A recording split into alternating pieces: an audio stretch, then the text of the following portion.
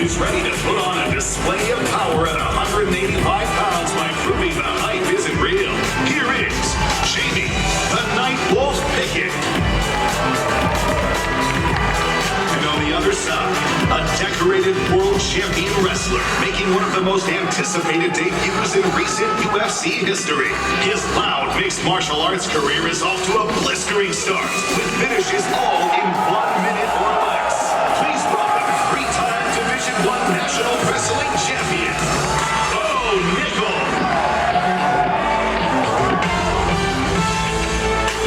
Now on to the lightweights. A man possessed, finishing all of his wins before the final bell, and riding a 5-fight win streak.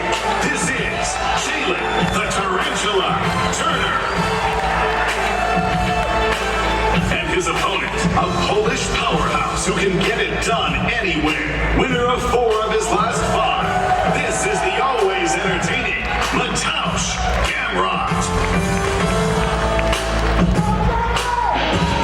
Up next, it's an absolute firefight at 170 pounds. First up, a Kazakhstani problem that 16 men have tried to solve and have all come up shaking their heads. Please welcome the undefeated rising star, Shavkat Rakhmonov. And on the other side, he's no stranger to the bright lights of a UFC pay-per-view, and no stranger to hitting his opponents like an absolute truck. Here is Jeff Hands of Steel Neal. Now, the first of 2 title fights coming your way Saturday night, and we start in the flyweight division. First, the challenger, a Mexican warrior dead set on derailing one of the greatest mixed martial artists on planet Earth, all to become the first Mexican-born female champion in UFC history. Guadalajara, stand up.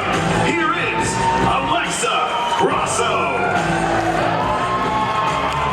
And the champion, a woman who needs no introduction as the flyweight GOAT. She's tied for the most wins at 125 pounds. She has the longest win streak in the division's history with 9 straight, making her unbeaten at flyweight. Please welcome the champ, Valentina Bullet Shevchenko. And finally, the most anticipated return in Octagon history, but this time for the title of baddest man on the planet. Heavyweights collide for the vacant UFC Heavyweight Championship of the world. First up, France's great hope for gold and glory, and one of the greatest pound-for-pound tacticians the combat sports world has ever seen. He's looking to play spoiler Saturday night. Please welcome Ciryl Gane.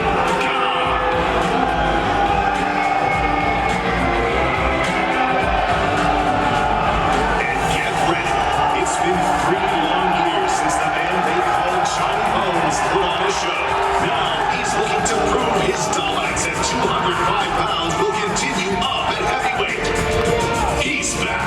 Here is the former UFC light heavyweight champion of the world and one of the greatest mixed martial artists of all time, Jon Jones.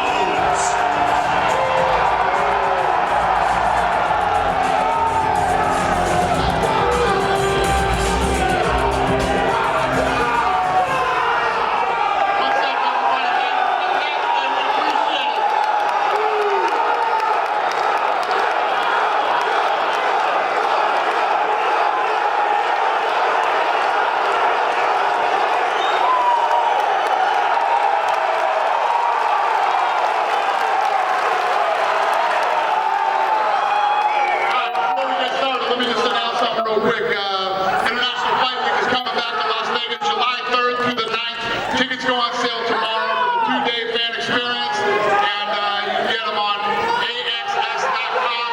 Who's got the first question? Start with Jon Jones, please. Jon, I don't know that we've seen many reactions like this at a press conference, so can I just ask kind of what you're feeling right now, and is there anything you want to say to this crowd? What's going on, Las Vegas?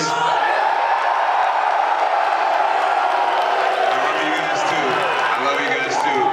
I'm just honored. I'm honored. my Lord and Savior Jesus Christ for having me back in this position. And yeah, it's fight week. 3 hard years of dedication and focus, and I'm back, and I'm just so grateful. Jon, we know how meticulously you like to study your opponents, right? Like every aspect of it. So I'm just curious what you've observed or what you've learned about Ciryl this fight week, whether it be through interviews or just kind of being around him. Like, what have you observed this week? Ciryl seems like a nice guy. Seems like he's a great fighter, great footwork, great striking, ambidextrous in his stances, and I think it's going to be a great fight. I think it's going to be a great fight. I respect Ciryl. He seems like a stand-up young man, and it's going to be a great fight. Jon, just one last one for you real quick. I mean, you said, hey, you're fighting to be the greatest of all time, but I know you also said, hey, I believe I've already done enough to be the greatest of all time. So do you feel in this fight, as you're moving up, that your legacy is on the line at all as the greatest of all time, or is that already secure by what you've accomplished before? What do you guys think? You guys think I'm the greatest of all time or what? I appreciate it. I appreciate the love. You guys are rowdy. I love it. I love the energy. Keep it coming. I love the energy. I feel like guys must be with a great talent, and it's my job. I owe it to greatness to get out here and put it all on the line, and that's exactly what I'm going to do. I feel like I really don't have anything to prove, but at the same time, I just want to be someone that people look up to in the future. People see that you can just keep going, that success is not a coincidence, but it's something that's earned day in and day out. And I feel like I put in the work. I feel like I deserve a great victory, and that's exactly what I'm going to have, a great victory. And then just for Ciryl, if I could. Ciryl, yesterday Jon said,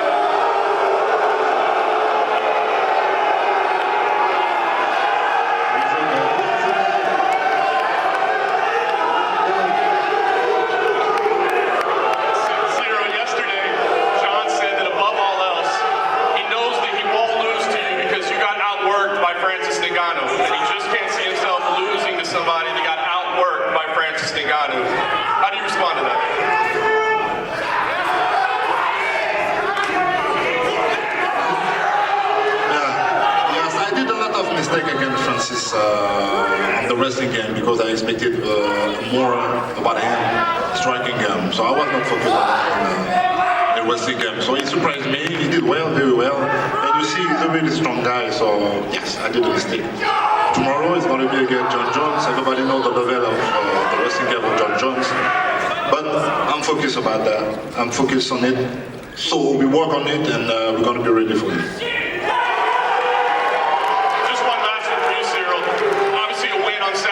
Heavyweight champion, which is amazing, but you would also be making history by being the first man to beat Jon Jones. What would that mean to you to make history in meeting Jon Jones? It looks like a belt. It looks like a belt. He's a GOAT, everybody knows that. He's not a Christian. And that's why I respect this guy. I respect your career. But tomorrow is going to be 2 men, 2 fighters. I'm a good fighter. You know him, everybody knows that. And we're going to do a great fight. But winning against a guy like that, yes, it means a lot for me. And to have a belt also. Question for Valentina. Valentina, yesterday at Media Day, you were talking about people having weak points and they shouldn't forget them. I'm curious, what weak points do you see in Alexa? It's not only about weak point, it's also about the fears. And it's kind of like between us two, because I know her fears, she knows her fears. And it's kind of like you'll stay during the whole fight. And the big point, what I want to show, I'm going to show it during the fight. You will see that. Alexa, she talks about fears. Are you scared of Valentina?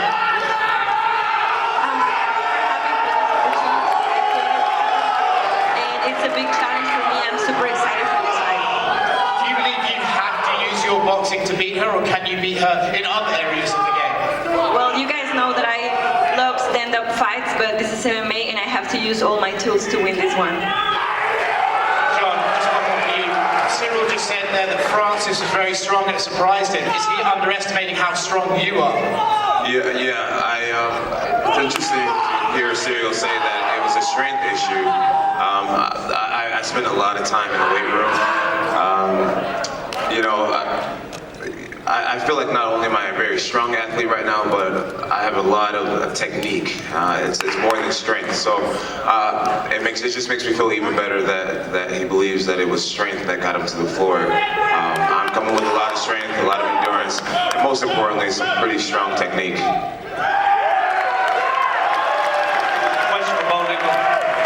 Obviously, you said during your time at Penn State, when you were winning national champions and winning all these awards, the UFC was always in the back of your mind. But now that you're here, up here on stage with arguably the greatest fighters of all time, is this everything you expected in your first experience in the UFC?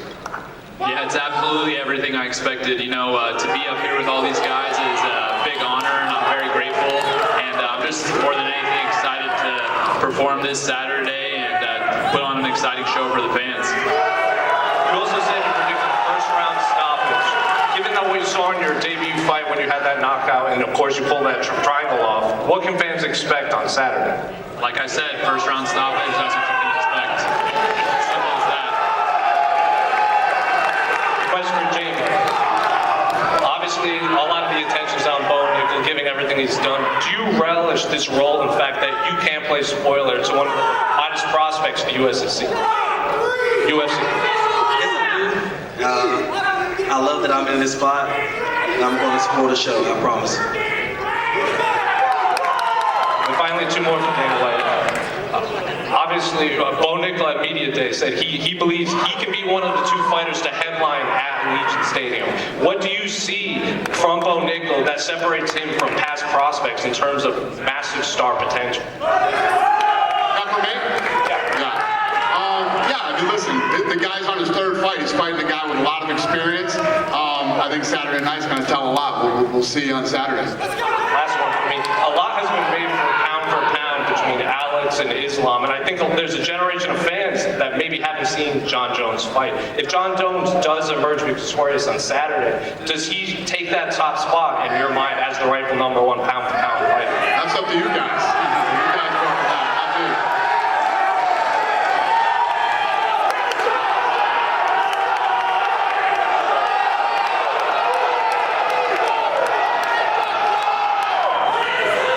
Who's got the next question?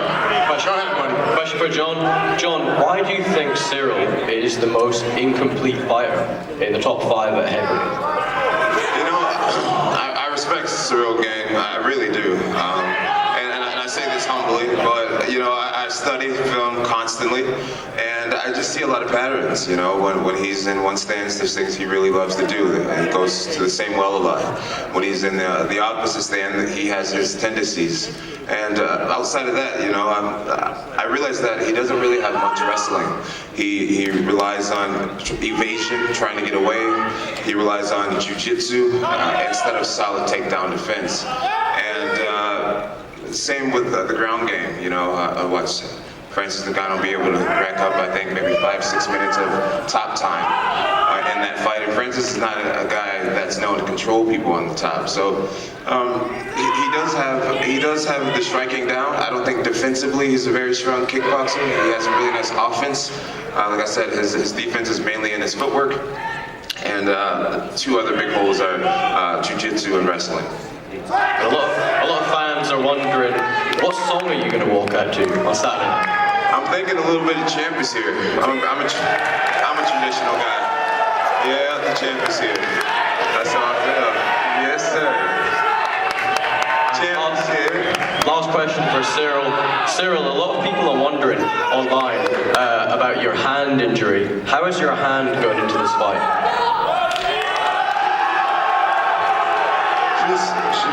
She's healthy, really healthy. I got no problem in any sensation. Just after the injury, since the injury to today, nothing. Everything is perfect. Questions for Mr. Gamrot. I don't want to butcher your first name, so I'll call you Mr. Gamrot. Thank you. You fought in Las Vegas many times at the UFC Apex. COVID's over. Obviously, the fans are back. How does it compare fighting in front of the fans versus at the Apex, and how are you looking forward to it?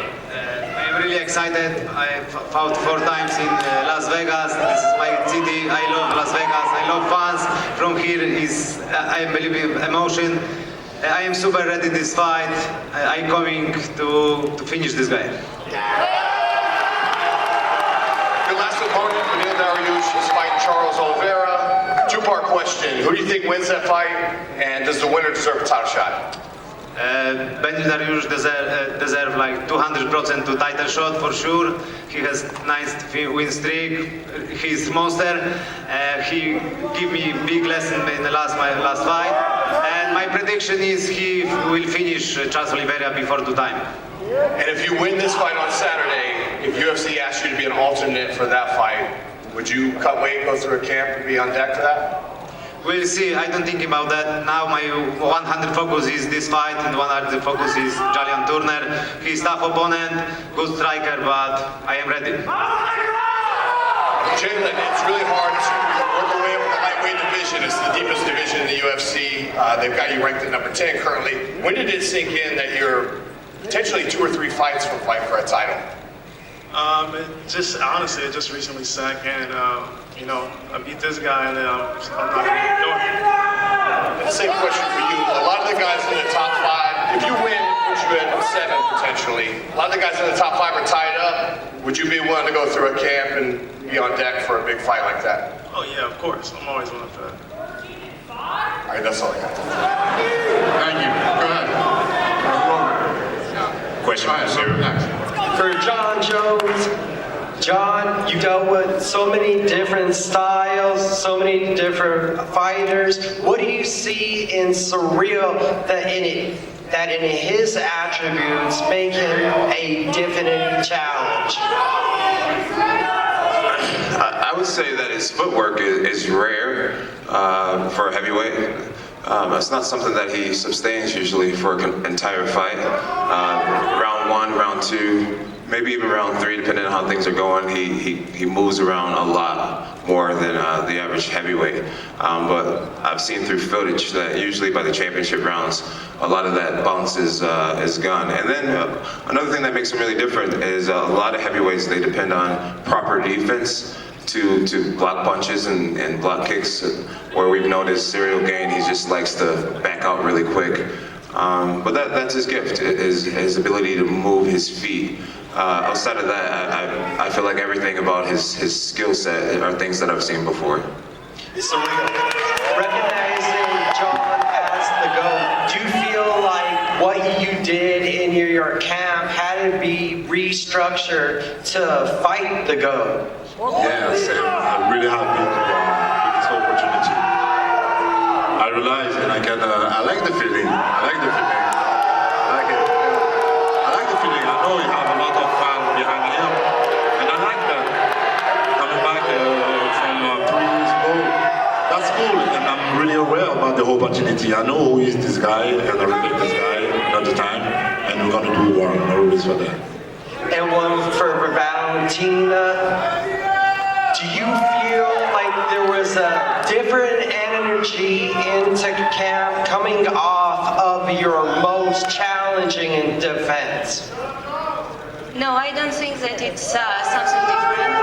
It's all the same. You know, I'm in this business in martial arts for 30 years, and for the information, we have very sharing with UFC things in common, because 30 years celebrating UFC this year, so 30 years I'm celebrating my anniversary as being martial artist, and it's give me a lot of experience, a lot of knowledge, a lot of things to see, know about the opponent, and definitely my previous fight was kind of challenging fight, but I passed it, and I show that I'm real champion. I'm here to battle the struggles and everything. And here I know I will face very good opponent. Alexa, she's very strong fighter, but here the only one champion, and I will show and prove for a long time there is only one champion in this weight class.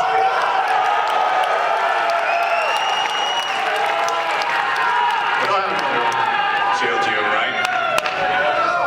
I believe this is the first time you would have seen Jon Jones in person. A lot's been made about his bulk up to heavyweight. Does he look like a natural heavyweight to you now? Yeah, I expected a guy like that. He's an athlete, like I say, he's tall, and he worked on it during 3 years. So yes, I expected a big guy, like I say, and he's gonna be still fast, he's gonna be still well-rounded. I expected, and I did my camp on this kind of guy.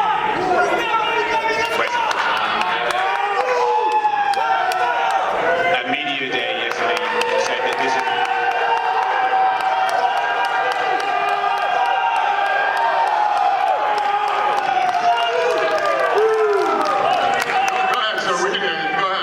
At media day yesterday, you said that this was the first fight week where you truly immerse yourself in martial arts, so you dedicate yourself as a true martial artist. What competence do you have you going into this fight? I couldn't understand your question quite. I said fight week, media day yesterday, you said that this is the first time you fully dedicated yourself as a full-time martial artist. I'm saying, what confidence do you draw from that? Oh, I draw great confidence from it. I've learned the importance of just showing up. Over the last 3 years, there were times where I didn't know who I was going to fight against, and there were days where I did not want to train. And I was blessed to create a martial arts team where the guys held me accountable. My teammates held me accountable, and so the biggest difference was just showing up, being consistent. And I never really worked like that in the past. In the past, I would do most of my training, just a few months or a few weeks sometime before events. And this time, I've just really given my whole self to martial arts. The last 3 years, it's been almost every single day. And I've enjoyed the grind. I've enjoyed the suffering. I've enjoyed the commitment. And I really feel, in the past, I would really depend on a lot of talent. And now I do believe I'm a talented man as well. I'm a blessed man, but I have the work ethic now that gives me a much greater faith. Throughout the years, you've been pretty vocal in saying that your belief that Jon is arguably the greatest of all time. If Jon wins the heavyweight title, racks up a few title defenses, is the debate going to be over? Yeah, I really haven't run into anybody who's really debated it much, but if there is any debate out there, that would definitely be the end of it. I mean, realistically, when you look at Jon's career, he's undefeated. He should be 27-0 right now. He won that fight. That fight should have been a stoppage, not a DQ. The one drives me crazy. It must definitely drive him crazy. So he's undefeated, and if you look at the people that he went through, to win the title, defend the title, it's very impressive, and it's undeniable that he's the greatest of all time.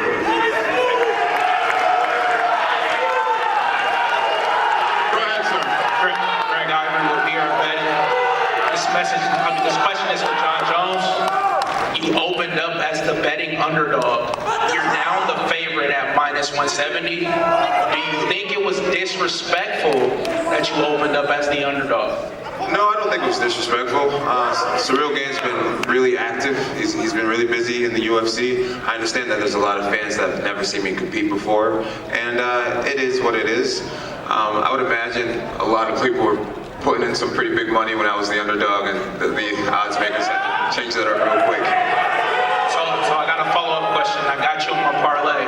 Are you a lock to win this Saturday? What was that? Am I what? A lock. A lock? Are you? I'm not a big guy into gambling, but I would say betting on me isn't the worst idea.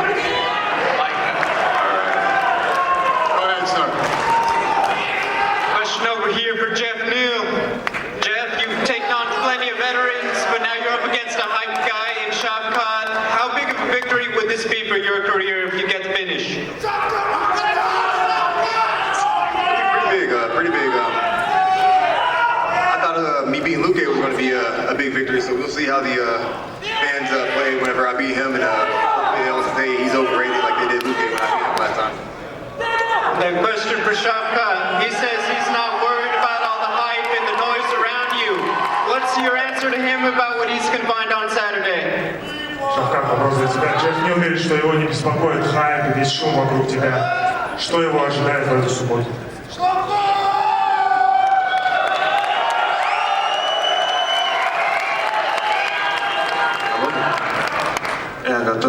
мен жақсы дайындалдым. Көреміз қандай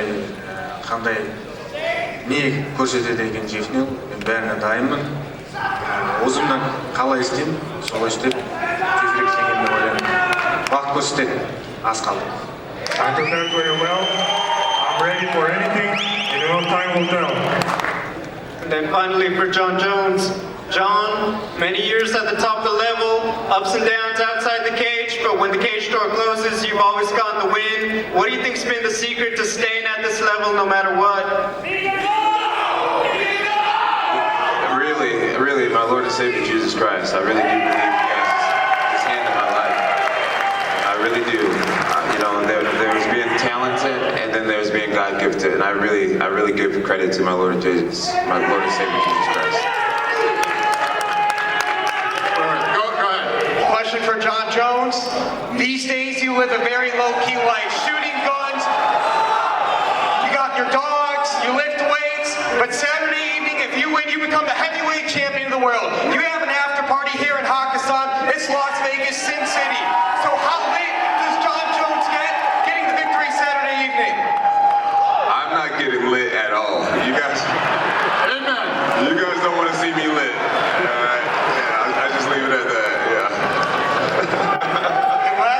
Question for Ciryl Gane. Would it be more gratifying for you beating the consensus greatest of all time or becoming the heavyweight champion of the world? If this is happening, we're going to do a big party Saturday night.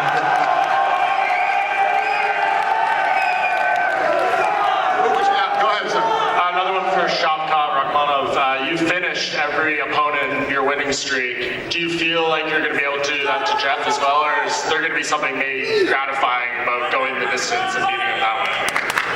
Ты победил всех своих соперников досрочно до этого. Считаешь ли ты, что удосрочишь Джеффа Нила, либо для тебя тоже будет ценно дойти до решения и победить его так? Маған бірінші ретте жеңу керек бұл жекпе-жекті. Мен ойлаймын, қолдан келгенше әрдайым ойлай досрочно жеңуге тырысамын. Былайынан маған маңыздысы жеңу керек емес. Most importantly, I need to win. It doesn't matter how. I will try to finish him if he gives me an opportunity. But most important, my goal is to win this fight. Jeff, on the other side of that, we know the health issues you've been through in recent years and stuff.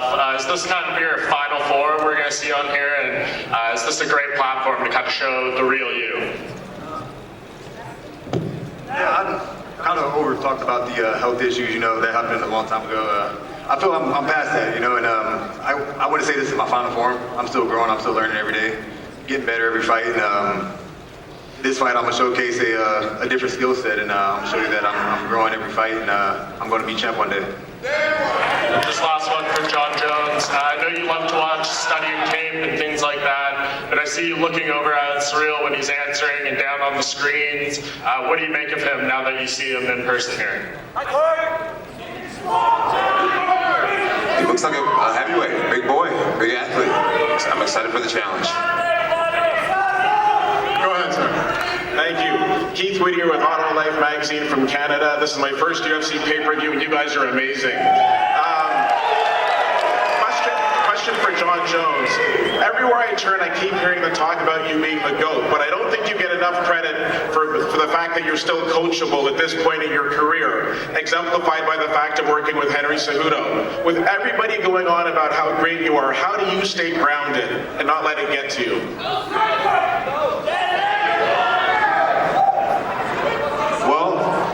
I just know what it takes to be in this position. It takes a lot of hard work. It takes a lot of humility.